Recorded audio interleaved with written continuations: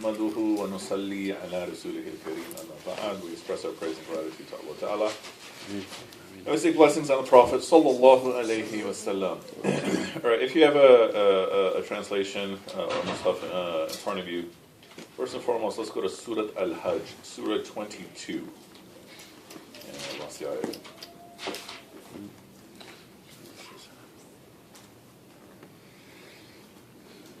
78? 22, Surah 22. Surah 22, ayah number 78? 39. Not 39? Well, I'm looking at 78. 78 might be real. 28. Oh, okay.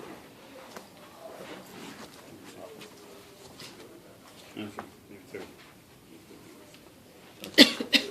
So, ayah 39, breaking the house. Udhina, so permission is given.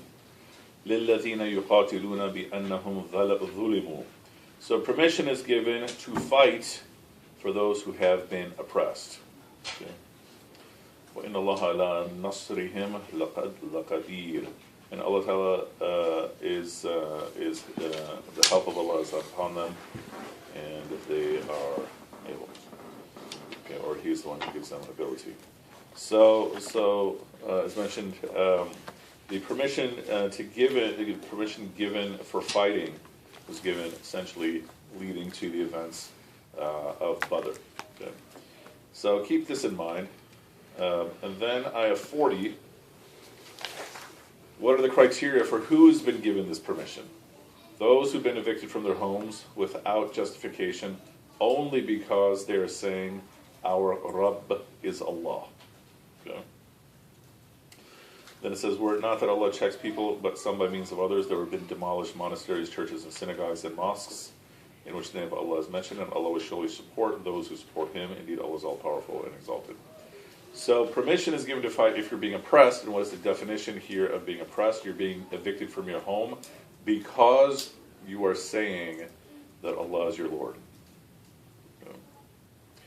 Which means, in terms of jihad fi sabilillah, jihad in the way of Allah, if you're being evicted from your home because of your ethnicity, you may not be granted permission to fight. Right? Wow. That's the first one. Again, we're talking about what is jihad fi sabilillah, jihad in the way of Allah. Okay. Then the meat of this ayah is also very interesting because the lesson is this is how justice gets informed or enforced. So let me give you some more background there. If you look at all the prophets, peace be upon them, before Jesus and before Moses, well, before Jesus primarily, how was justice enforced? What was the method? What was the step-by-step model? A prophet comes to them.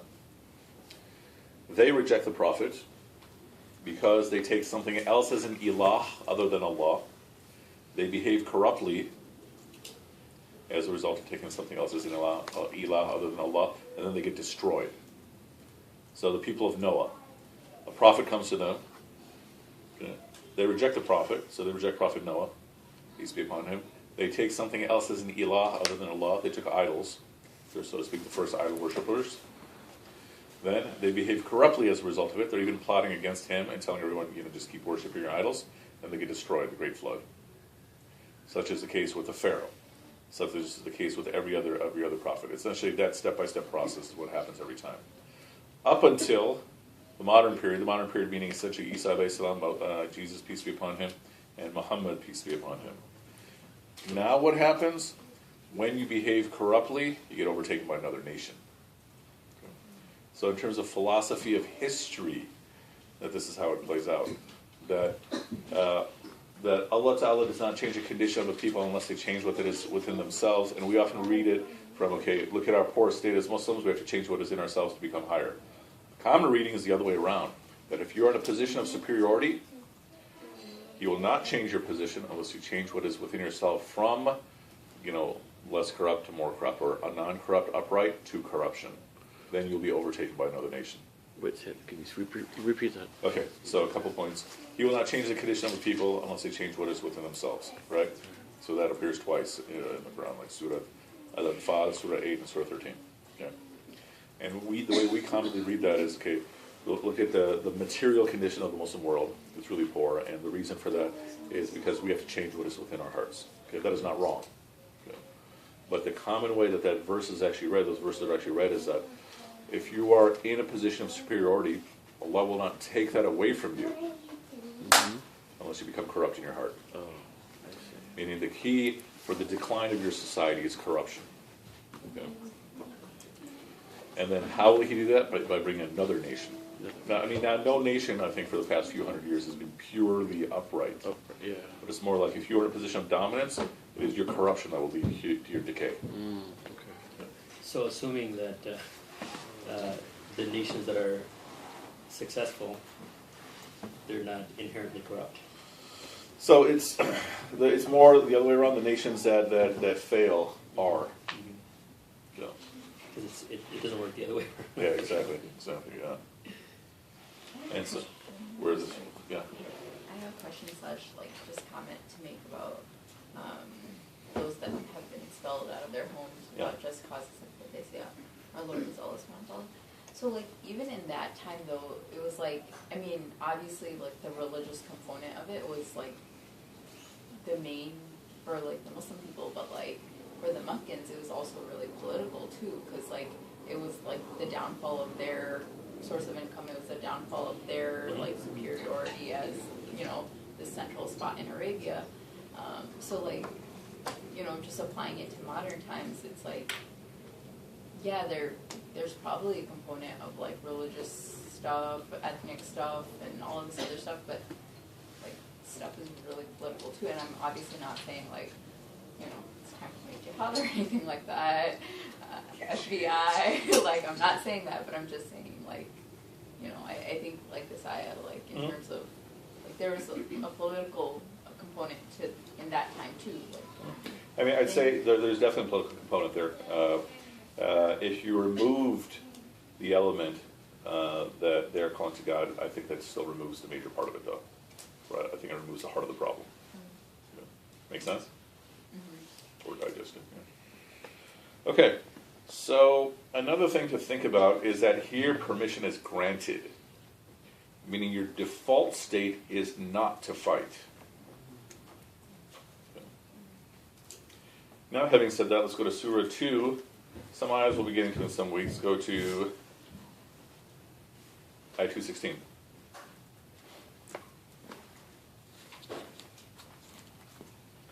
كتب عليكم القتال وهو كره لكم. So كتب عليكم القتال, fighting is prescribed for you while you hate it. And I don't know that the translation does justice to this subtle point. So we're actually being given two commands here, okay, or two prescriptions. One prescription is for fighting. What's the other prescription in this first sentence? That you should dislike. You should dislike fighting. Okay. So fighting is prescribed for you while you dislike it. Okay. so that's your innate nature. So if your innate nature should be to dislike fighting, but if your nature is, or if yours is one that is attracted to fighting, you should bring yourself to dislike it. Why? It might seem like an obvious thing, but why? Why should you dislike fighting? So one is the consequences of fighting. What else? If you did jihad, then your intention would be right? Going further.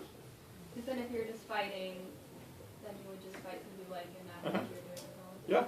That we call this conflict-seeking behavior, right? You'll know some people. I'm sure we all know some people who it seems like they just can't help, but they like to get into fights. They can't help it, right?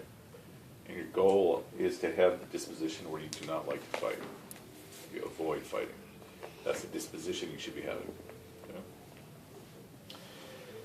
And it may be that you hate something which is good for you, and it may be that you love something which is bad for you. Allah knows and does not know. So going back to the overall approach that we're taking to the Quran, we're saying that there are a few prescriptions in the Quran, but most of the Quran is telling you how to think. Okay? So one of the things we're being told is that you should not like to fight. Okay, having said that, okay, and in fact, 217 relates to what we are on. So let's go back now to ayah 190.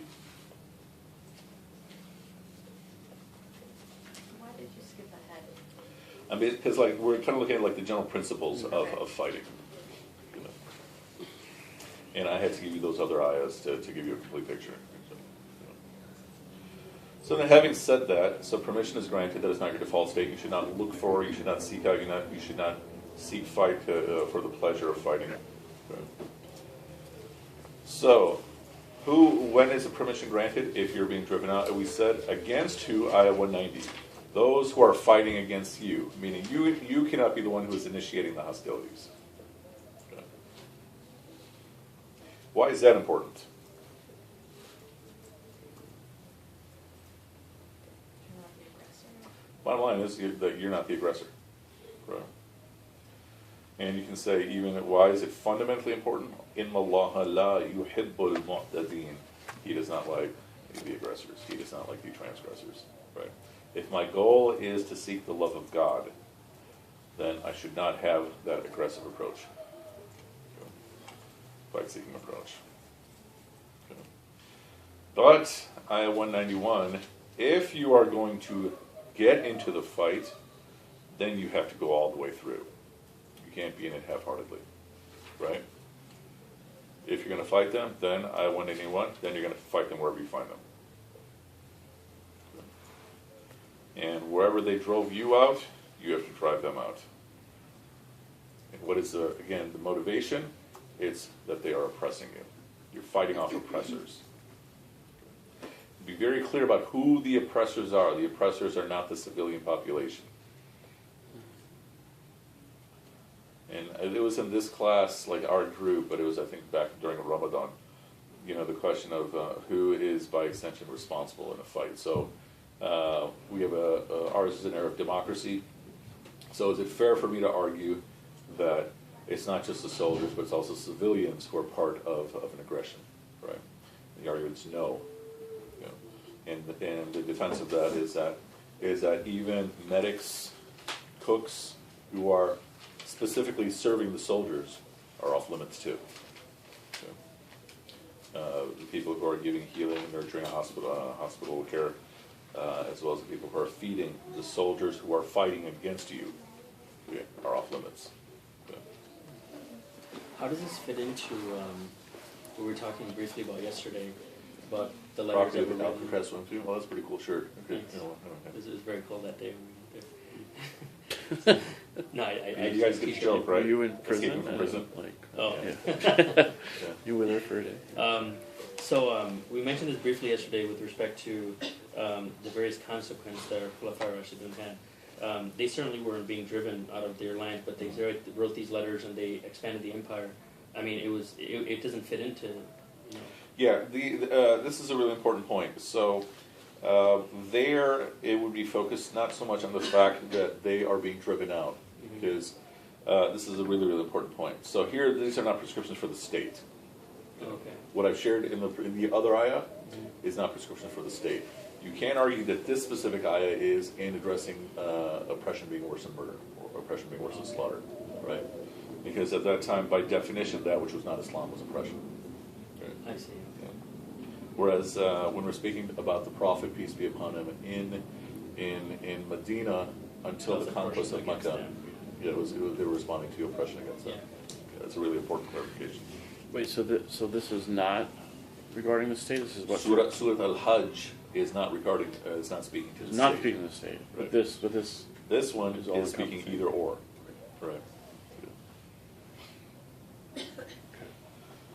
So persecution, fitna, ashadu min al-qatl, is worse than fighting, is worse than slaughter, is worse than killing.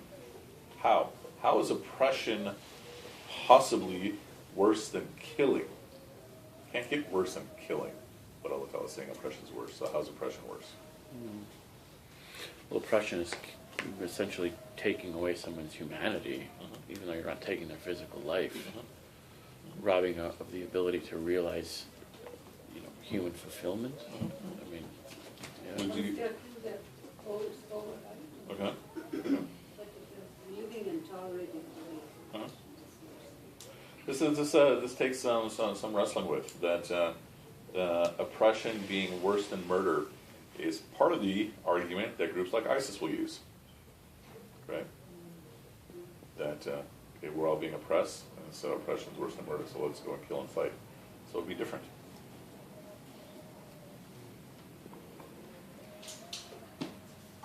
I mean, if I wanted to, I could draw an analogy where you were just, for example, the sanctions against Iraq, for example, that were on for several years, and 4,000 children were dying a month. That was some of the UN statistics on that. So just by virtue of oppression can lead to even as opposed to just going out and killing. Even just the oppression can have an impact that ripples across beyond beyond the perpetrator of a given crime. I guess you can make that. But that's, I don't know if that addresses, may address part of it, but doesn't address all of it. All of the point made. Yeah, I think that's a big part of it.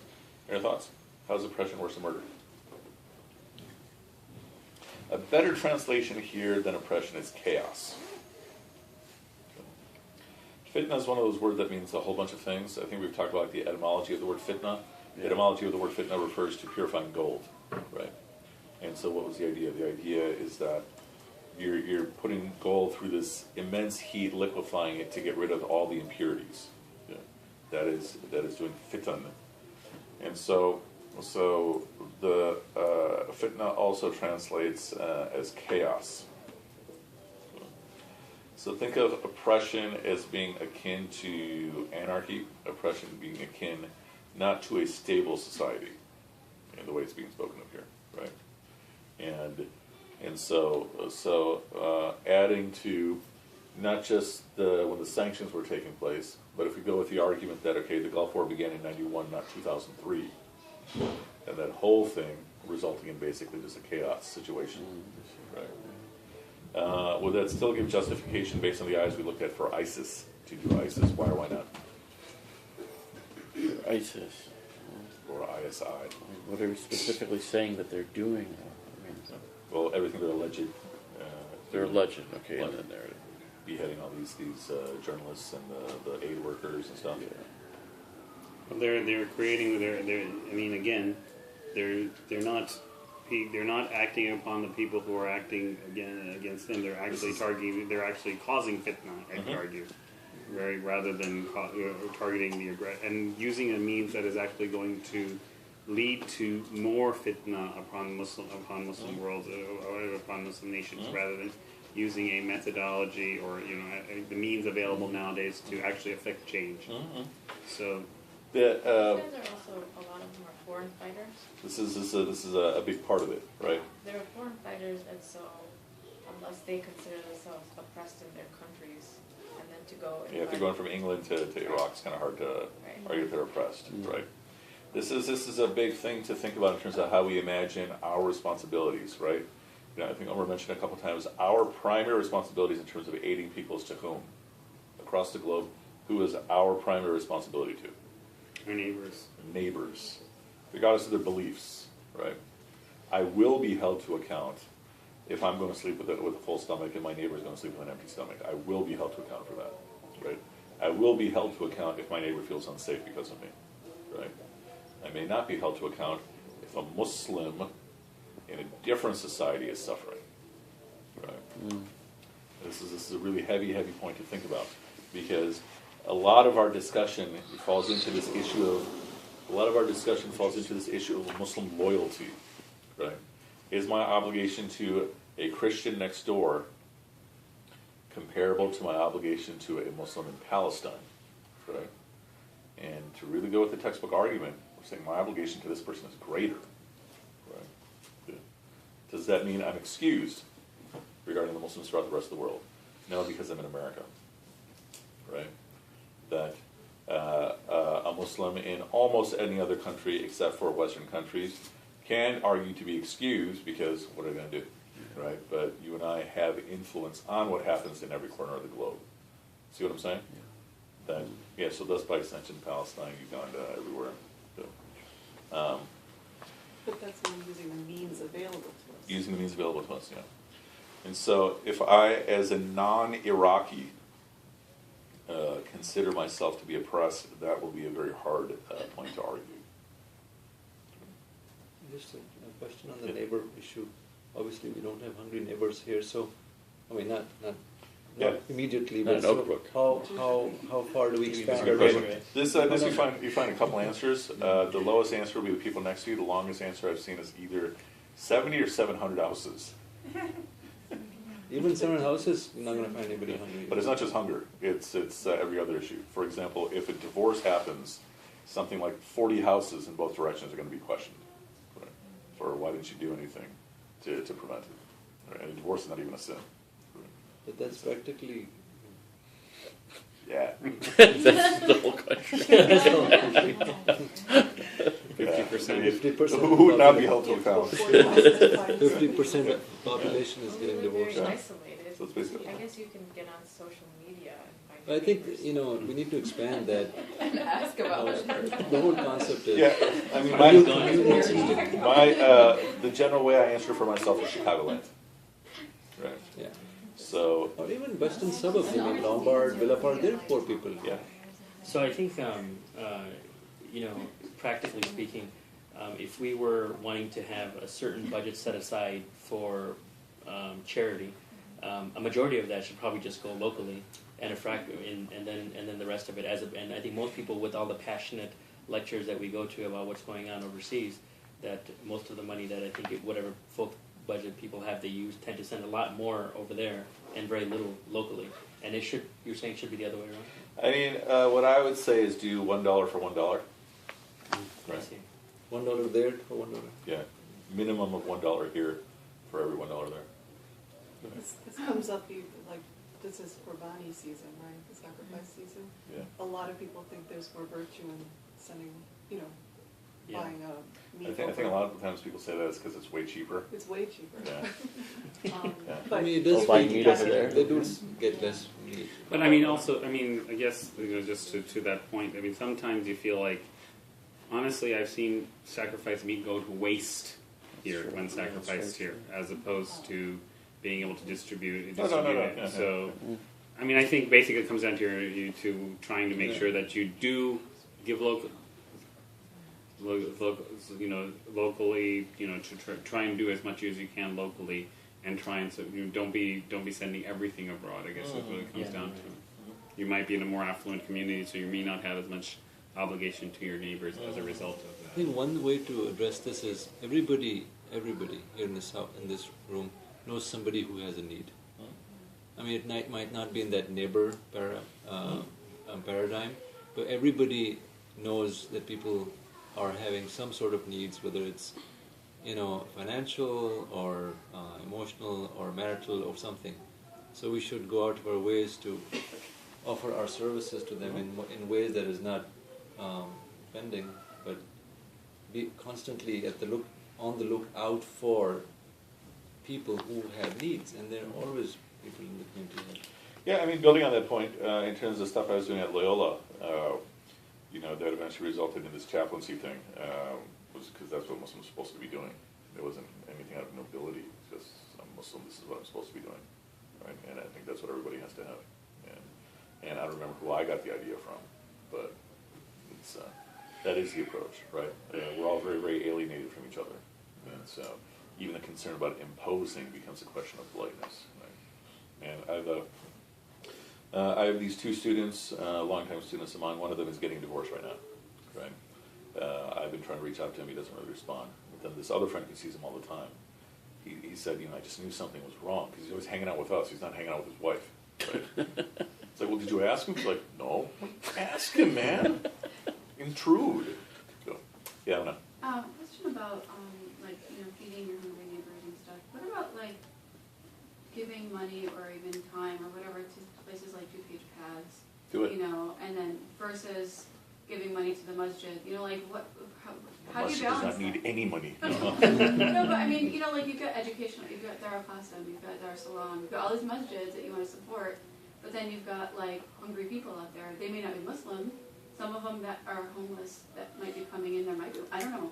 But giving time is one thing, but sometimes they need money too, in terms of supporting these food programs. So what about, how do you balance that?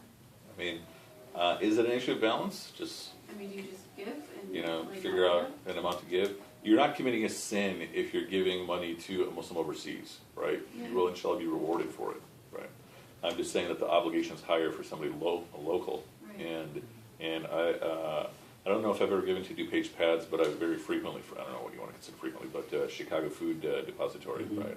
And I send money to them. I'll just mention, after Jummah, this last Jummah, Yeah. one of the brothers came to me and said, he opened up his book of receipts and everything, and he was from Morocco, and he has serious financial crises. Wow. So he's a U.S. citizen, and he has a younger brother who was in the masjid, and he was so ashamed to ask his younger brother, Wow, because his so, younger brother, Yeah. that he didn't want me to. So he told me his woes of how he really needed money, and I said, "Oh, this is your brother?" And he said, "Yeah, but don't mention it to him Wow. that I'm asking you for money." So, So I mean, there are people that if you Uh-huh. they're out there, and so I guess the other side of that though is inshallah, if you give, just if you find a need, give, and inshallah it's not going anywhere, right? Yes, in other words, if you see somebody who has a need and you find it, inshallah should not be a matter of competing resources. It's resource. Inshallah, if you give it to pads, you'll give it. If you give it to masjid, you'll give it. Well, I'm just saying, like, is it more important to give it to places like the food depository, to feed the homeless, over giving money to the masjid? I think they're all, They're all- you should just be I think giving. they're all home runs. Important thing that you should be giving. Yeah. That's the point. So I thought that like when you give money to masjids, the masjids give it to the community that if you're giving zakat, then they have to. It's like the guy that you were talking about, learn from Masjid help him. Yeah. The problem is that there's a whole industry of people who literally go from masjid to masjid looking for zakat, and so most masjid administrators are kind of familiar. When I was somewhat active with the downtown Islamic Center, there was even a couple. I mean, there's a number of people who I would see from masjid to masjid, and I'd wonder how do they even get to all these different masjid, specifically asking for zakat, and not denying the need of any individual. There were multiple people who there was like this whole ring, right? But like, don't they just have to like apply or whatever to the masjid and then they get it? Like, I don't know, every Jummah I see like this lady, and it's like IFS, like, and there's this lady, I Then never on top of that, understood it. there's I never this, understood it. I was like, how could this lady be here when Yeah. there's so many people here? I'm sure, like, how is masjid not taking care of her? So there's also apparently, what are those people called? Romas? You know, the pejorative term is gypsies. They're not Muslim. They're not Muslim, right? So there's essentially what I'm saying. There's a concern about the honesty of the people, right? And as a person, I'm not in a position to judge the honesty and the sincerity, right? But as a masjid administrator, what you see more and more at masjids is that they'll announce, don't give money to people outside, tell them to come inside and we'll give them. Right? And yeah, right. And there's also the amount that's given for zakat is, I'm very confident, is not really sufficient to actually take care of a lot of people. Because when I was living in Naperville, there was one particular family that I was thinking of where the father was diagnosed very late in the process with cancer, was debilitated for a long time and passed away. And the mother, she exhausted everything she could get from masjid, so she started having to go to churches, asking for any money. But what is that saying? That there is no other place in the community to go to. There's a certain amount of zakat that's given per family. In some masjid, they have a certain amount, like per person or something, and I don't think it's very big. Yeah. With respect to the fund and the utilization of the funds, when you give something for the zakat fund, it's specifically being used for that purpose. I mean, you can count on that. You are allowed to use zakat, for example, to pay for the people. What was part of Sheikh Amin's answer? You can't use it for office work, but you should. Sorry. Personnel. So you can use it to pay. You said people in the fields. People who are doing the work. Yeah. But you can't use it like for clerical needs. Sure. And are they using it then for helping needy? Yeah. I do believe in most cases. In most cases. Yeah. Right. Let's move to next verse, Yeah. guys. Let's Okay. move forward. Okay, we'll We're getting off topic. So again, fitna ashadu min al qatl. So chaos killing is, or chaos is worse the killing. So essentially what are we saying is that, back to the question of ISIS, the problem there is that in the case as far as we're hearing about in ISIS, a lot of these are foreign fighters, right? It would be akin to Afghanistan under the Soviets. It would be different than Afghanistan under the United States, right? There it seemed to be the Taliban against the United States. That would be a different case. But even then, if it's fighting, if they're fighting you just because you believe in God, that'd be the first question. I think it's hard to argue this today. Okay, if they attack you, then if they fight you, then you fight them. If they attack you, then you slay them.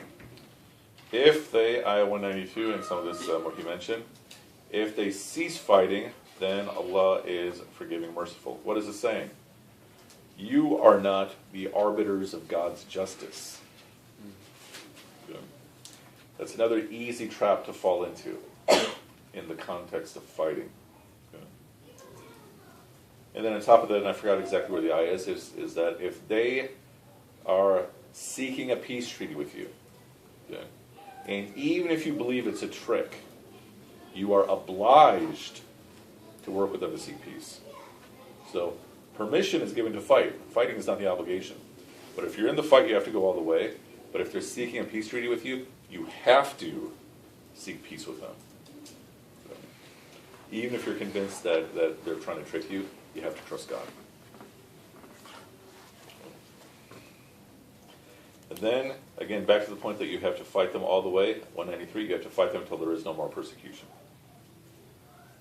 And you were being pushed out, you were being oppressed because of your belief in God, so you have to fight until religion is freed for God, for service to God. Again, at the end of 183, if they desist, you cannot have any hostilities against them, against the oppressors.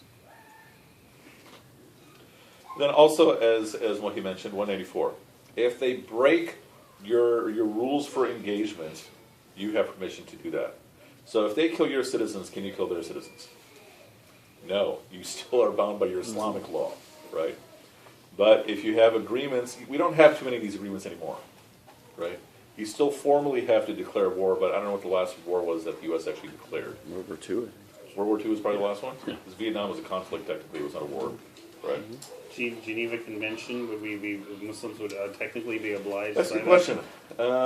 If it's a Muslim nation, I'd say absolutely, because you're a signatory to it. If you're a particular population, then I don't know. I'm guessing by default, probably. That would be a good example of something like that. That if they're violating the terms of the Geneva Convention, you're allowed to do so without violating your Islamic limits. And you still can't kill civilians. You still can't cut down trees. Still can't use fire as a tool. And finishing it up, have taqwa to Allah, and know Allah is with those who have taqwa. Okay, any other questions about jihad, Kital? So you said 191 was for the state, right? Or it could be for the state. So and that applies to all the other ayahs, like 192, 192? Yeah, so all the ayahs apply to the state, but the ayahs in Surah Al-Hajj is applying to the non-state, meaning if you're being oppressed and driven out. Right. Yeah. So I think 191 is like the ayah a lot of kill them wherever you find them. A lot of non-Muslims. Yeah. So do you just tell them it's all about context then? Well, context is the answer for pretty much everything. So the answer would be, well, for starters, look at the whole ayah, and then look at that whole passage, right? Like where it says the peace thing. Yeah, and so the point being that if I'm looking for little passages here and there, I can take down any system of belief, any philosophy, and say that they're violent or they're loony, right? So can you just briefly say how this applies to the state? So basically, if bring it back to 190. Fight those who are fighting against you, right? Do not begin hostilities. Then, if you're in the fight, then you're going to fight them, you're going to kill them wherever you find them, and drive them out from where they drove you out. See what I'm saying? That you're still not beginning as the aggressor. They're coming, they're attacking you. Okay? And so, you're attacking back. Any thoughts? So is this essentially saying that only with the context of these ayahs, that only, so then offensive war is essentially I not don't within know this? I Or don't not? know of a context for us offensive war short mean- of an expansion. Expansive. Okay. I mean, I don't know. Can you think of any case where you have permission to pick the fight? Preemptive, I'm saying. Yeah. Like, even if it's, you're saying defensive. Yeah, I don't know of a Preemptive. case where that'd be allowed. Yeah. So Omer, what is our responsibility with this ISIS group and like people who are getting, drawn into their Yeah, there's a couple issues here. propaganda? I mean, for starters, meaning I don't think it's important. I don't think it's necessary for us to apologize like we spent 10 years after 9/11 as a community apologizing for 9/11, even though we didn't do it. Right. Nobody else, no other religious community has to apologize. I'm not obliging anybody else to either, right, for things that they did not do, right?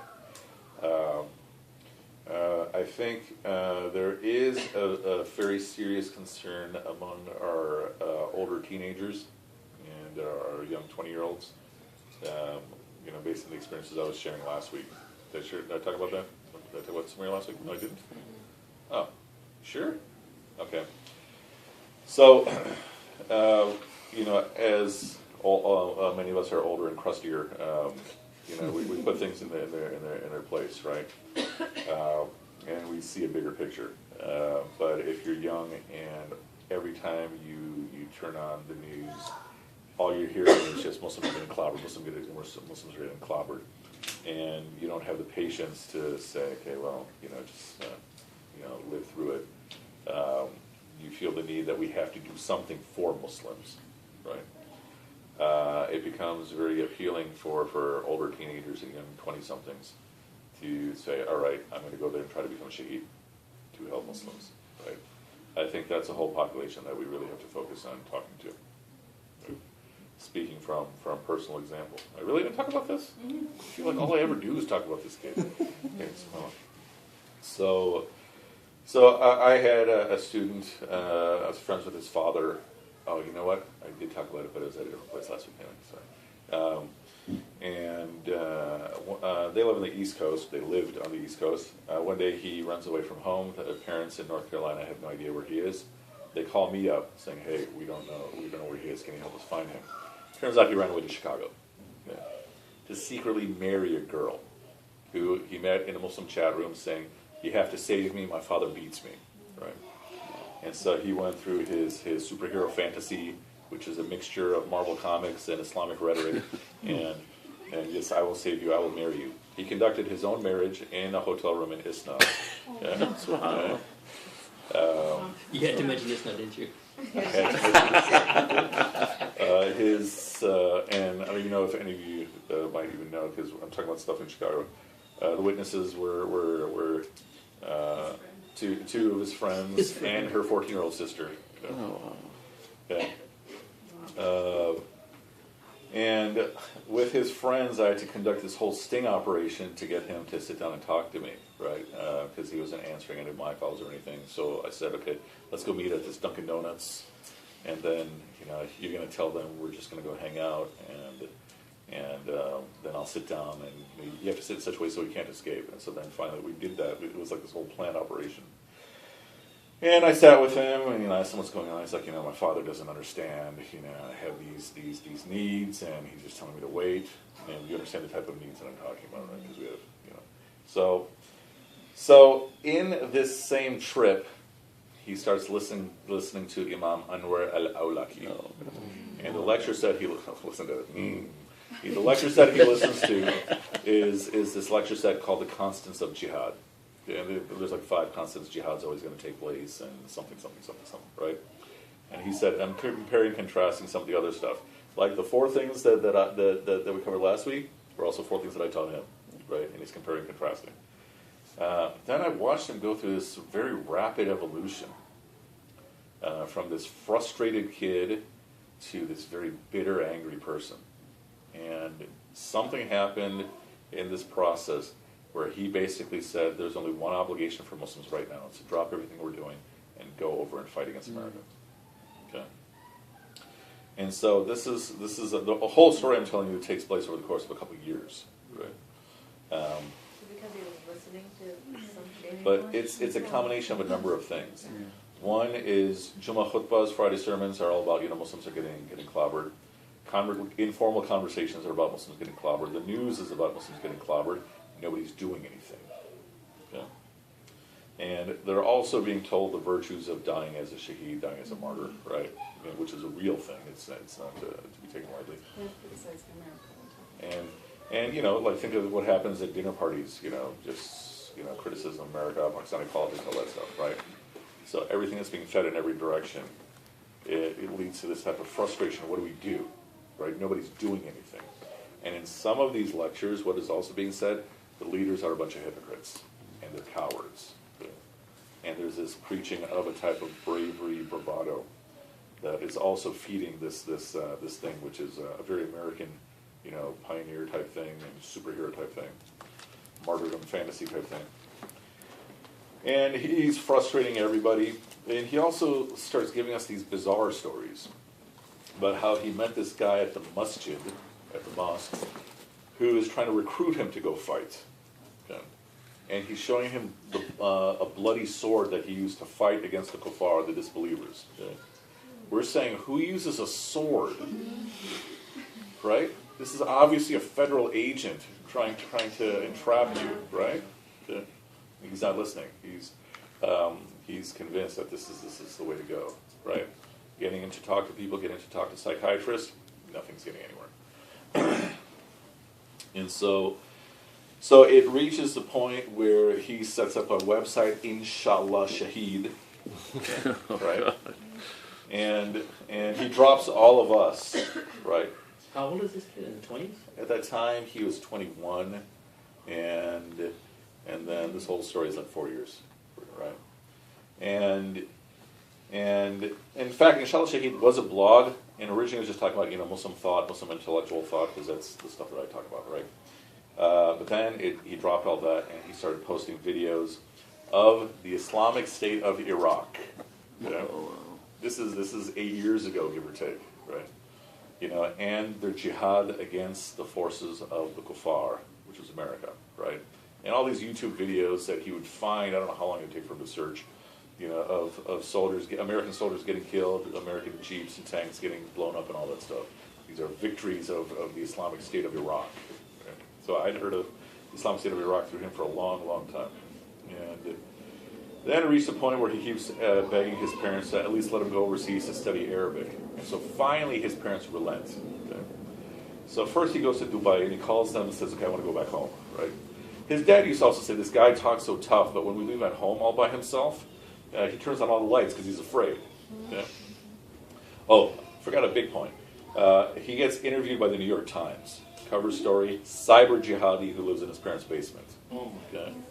And it's interesting because in it he talks about how he met these teachers who opened his mind to Islam, and eventually he dropped them because he thought they were too moderate. And he's talking about me and one other person, right? Okay. And so his parents let him go to Dubai, and then the deal his father makes with him is, okay, keep in touch with me about what you're doing, and I'll keep giving you money. If you don't tell me what you're doing, I'm going to cut off money. Okay. Weird thing that starts happening is that he goes for long periods of time without telling his parents what he's doing. But he says, I keep using my ATM for my account that closed a long time ago, and I keep getting money out. Yeah. Okay. And then he's thinking this is a gift from Allah. Yeah. Okay. Anybody with half a brain, the FBI is following him, and they're feeding him money to pay attention to everything. So then he starts getting popular in the news, and people in the news were chasing after him also. He starts getting popular in the news for being this American Al-Qaeda who runs this magazine for them, Image, with all this advice, how to blow up a bomb in the kitchen and all that stuff, right? And then one Friday morning, I turn on the internet, and I find out that Anwar al-Awlaki is killed in the drone strike, and so is he. Right. He got all the way to him. Yeah, he reached all the way to Anwar al-Awlaki in Yemen. Right. He was killed with him. Yeah, same strike. Him. Yeah, same strike. Oh, wow. Yeah. It all started with a lecture, man. Yeah. Or it all started with a girl. That's Yeah. well. Left a So widow behind me. so Like, I feel like there's, what happened to her? I mean, I've intentionally never asked her name, and I could find that out really, really easily, because even I was having lunch with a kid last week after our ice cream social thing, and so we were talking about all this, and he's like, "You know who it was, right?" I go, "No." He goes, "Her name is really familiar." He just wants to tell me. I'm like, "Don't tell me." No, I mean, did they stay married? Was So it like, eventually, I told his father. His father had to tell her father. Her father didn't believe it, and so he's like, "You don't believe it? Well, give me your fax number." And then he sent the marriage contract, and so it was like a big shock for the father. And I don't know if they ever got divorced or not, but Well, the so responsibility is to talk to that age group. so But what about, like, currently, what's going on? well, so what I'm saying is that using the story, there are even people who like idealize this kid. Like, nah, he's not the one to be idealized. I hope he's shaheed for being killed wrongly, right? Nevertheless, I mean, I've met multiple people who speak about him as this great martyr for Islam now, right? But what I'm saying is that there's a whole population of very frustrated young guys who have to be reached out to, and I think a lot of these problems can be solved just by people reaching out to them. Right. I mean, in the case of Samir, this kid, everybody and their mother reached out to him, and he was just so full of fury. I mean, it's like he went through this transformation. He went from being this timid, polite kid to a very rude, aggressive, abrasive kid who would dress in military fatigues, and he's always like crying for the Muslims who are suffering, and all that stuff. Right. So that's one thing that I mean, there's nobody's talking to them basically. In terms of other things, I think we do also have to be clear that if the narratives about ISIS are true, then they're obviously not very good Muslims. Right. For younger people, I think we have to develop that understanding with them. That I think. I mean, do we actually have to? Sorry. I was going to say, are they akin to the Khawarij thing? I'd say yeah, but that assumes that that they're driven purely by theology, right? The Khawarij are this population, a small population, who broke off from Uthman and broke off from Ali for various theological reasons, and we call them like super Puritans and such. But I refuse to believe that a force like this could go on for 10 years, driven purely by theology. I'm saying there's all kinds of socioeconomic, geopolitical factors. So what do you think truly is really the driving force? Money. That's all it is, huh? Meaning, so many of my friends who are soldiers, like who are commanding officers, talk about how they tried everything to convince, tribal lords and other leaders to, through Islam, to do this and that. They didn't really care. But when they whipped out a bag of American cash, the doors opened up wide, everywhere they went. Yeah. That is out of control. I mean, obviously we're hearing about ISIS in the news a lot, and like they're doing like really grotesque things to get themselves heard and stuff like that. But I don't understand why like they're still a group of crazies. Like I don't understand why why are we talking about them besides the fact that they're so grotesque? Because they're on the news. Yeah, like that's what I feel How like did they get this it's problem? Because becoming like they're this near big the oil thing, fields. but, That's like, why we're talking about them in yeah, the I first feel like place, that right? it's becoming this big thing, but they're just this like group of crazies. Like I don't understand why we have to say anything. I think there is How something. big are they? I Like, think, I don't even. Is there- But the thing is, Are they really guess- though? they're constantly in the news and they're attracting. I guess Like that's my foreigners. what That's Nasheen the what problem, is Nasheen they're is bringing people saying from right England now. and U.S. over there, so we have to Is that somehow like is intervene. it that much? I like maybe I'm just I did, it's in a funny hole. because I don't know. So how many people? I just was wondering how many people have sort of a counterculture have teenagers have countercultures. I mean, I'm sure like a lot. it's Obviously, a sort of us is that a counterculture. Like, so just in terms of because I guess that's what my worry is. I guess because where our concern comes in is that I mean there used to be a time when I used to go to conventions and you'd see these young kids wearing like Hezbollah hockey shirts. Like sort of in other words it's sort of in their mind it's like or Yeah. Che Guevara, I guess I don't know how to say that right, whatever it is. Che Guevara, yeah. Okay, so where they have this sort of they think they're revolutionaries and they can be attracted to this. So I think the reason, I don't know, do we not have to talk about this? Do we actually not have to be very open and brave? Not just it's not about apologizing for it, but just to make it very clear that we have expectations of our community that anybody who joins this type of ideology is not among us, not because we're worried about what everybody else thinks about it, but because we want our own community to be understanding that we do not accept this in our community. I think our community has become much better at that. The answer to your question, I would say, is yes. But I think we've become much better at that because of all the concern about FBI stings and stuff, right? That the ongoing joke is that if you have somebody in your community, especially if they're a stranger who's preaching radicalism, that's the FBI informant. That's the person who works for the feds, right? And there have been multiple cases throughout Chicago where some random people have come to a meeting of young people and started preaching weird things, and immediately the cops got called, right? Loyola, there's this mystery man. We actually call him the mystery man, who for a few years just sits with the MSA. He's not Muslim, right? And so I found out about this on Monday of last week, and one of the students who's very active in the MSA was very, very disturbed by a lot of things he said. He said he preaches all these violent things. I said, okay, well, next time we see him, let me know, and then if need be, I'll get rid of him or something, right? And so that next day, which is September 9th, the student sends me a text, hey, there he is. Well, that's not Yeah, there he is. September 9th or September 11th? Whatever Tuesday was. Oh, Nice. And so then I called campus. And so what was he saying? Okay, we should kill all the Israeli babies before they kill ours, right? Oh.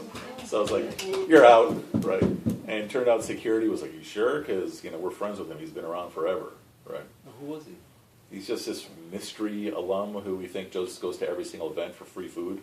You can get a lot of food that way, right? But the point is that it's like zero tolerance that there's some things that if you're going to say them, I don't care who you are. Right? He was an alumni. He claimed to be an alum, and I think it was later verified, but I don't think he gave a student any sort of proof. Right? So, I mean, the wider point is that our community needs a much more open conversation, right? But yeah, we do have to be on the lookout for people who are saying things that are ridiculous.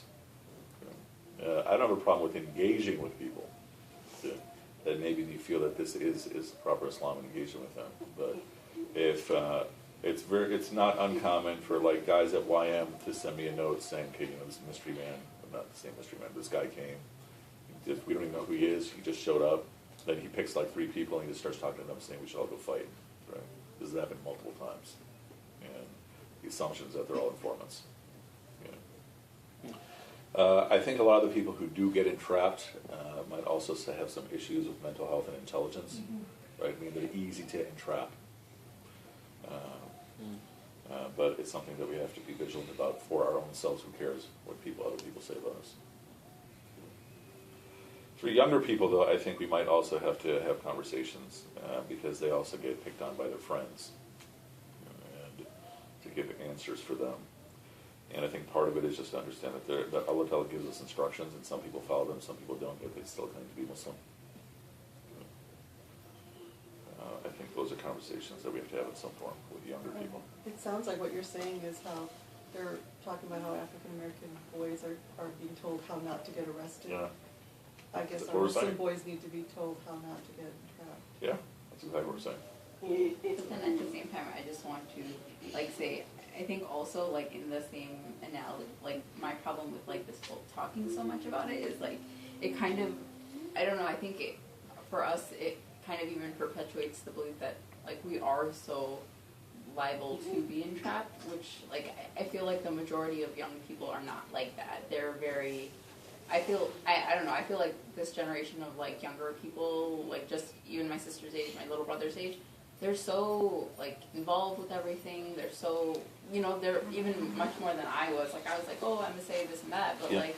they're involved with everything. So I feel like I don't want to just give them a bad rap either. Is all I'm saying. I agree. I think it's different for Syrian kids and Palestinian kids. That's Right. a good point. If I'm a Palestinian kid and I'm watching my people get obliterated, right, or if I'm a Syrian, I know a bunch of Syrian undergrads who basically ask me, they're saying, what's stopping us? Why shouldn't we go and fight? I was like, 'cause because you might go to hell, right?